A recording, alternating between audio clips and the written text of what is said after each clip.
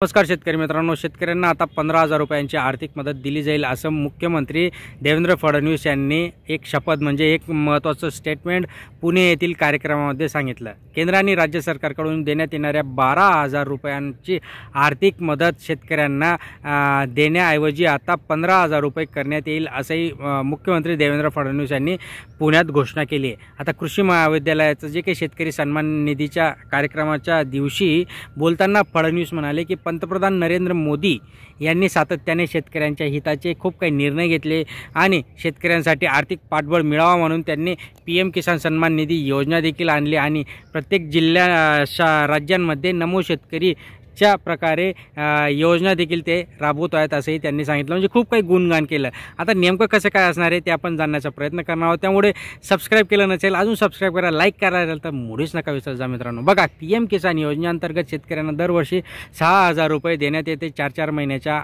अंतरामध्ये। आता या योजनेमध्ये 6,000 आणि राज्य शासनाचे 6,000 रुपये देण्यात येते जसे की नमो शेतकरी। आता याच्यामध्ये मागच्या खूप काही दिवसांमधून आपण सांगत होतो की 12,000 ऐवजी 15,000 देण्यात येतील। निर्मला सीतारामन यांच्या खूप काही बैठकी झाल्या आणि त्याच्यानंतर आता फायनली देवेंद्र फडणवीस यांनी राज्यातील जवळपास सर्वच आपल्या राज्यातील शेतकऱ्यांना सांगितलं की याच्यासाठी आता शासनाकडून प्रयत्न केल्यानंतर आता लवकरच 12,000 ऐवजी 15,000 रुपये शेतकऱ्यांना मिळतील। त्याच्यानंतर शेतकऱ्यांना ते म्हणजे गुणगानच करत होते ते शेतकऱ्यांना 1 रुपयामध्ये पीक विमा योजनेअंतर्गत 8,000 कोटी रुपयांची विम्याची नुकसान भरपाई देखील दिली असंही त्यांनी सांगितलं।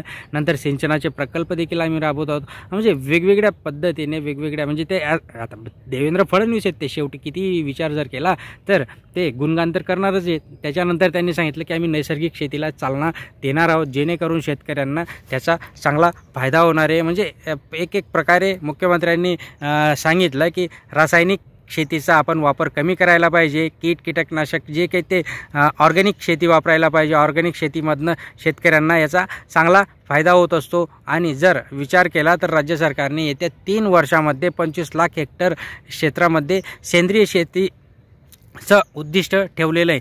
असो या सगळ्या गोष्टी तर ते नेहमीच सांगत असतात, पण 12,000 ऐवजी 15,000 ते करणार आहेत असंही त्यांनी इथे प्रकर्षाने सांगितले। बघूया आता ते कधी लागू होता, पुढचा जो काही 19वा हप्ता असणार आहे किंवा 6वा हप्ता असणार आहे त्याच्यामध्ये वाढून येता का ते बघण्यासारखं असणार आहे। धन्यवाद।